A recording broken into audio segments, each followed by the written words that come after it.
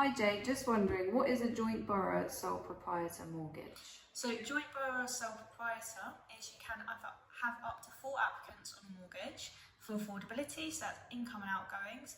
However, the ownership of the property doesn't need to match the amount of applicants on a mortgage.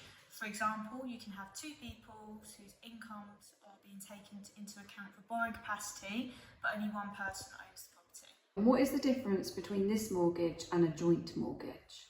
So joint mortgages are in a standard format, both owners, both applicants. However, in this example, you can have 1 owner and 2 applicants, i.e. the main example of this is a person who would like to buy a property and a family member would like to help them to buy a bigger property.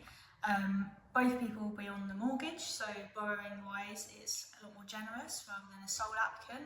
However, the person who is going to be living in the property is a first time buyer, therefore as they're the only owner of the property, they would still be seen as a first time buyer in regards to stamp duty, so they don't lose out on their benefit.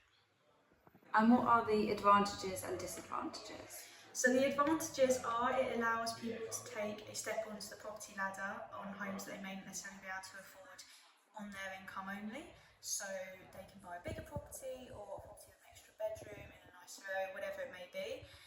The disadvantages are for the second applicant who is not named on the ownership of the property, you are still fully liable for that loan. So that may impact affordability in the future if you're looking to get a mortgage or remortgage your property.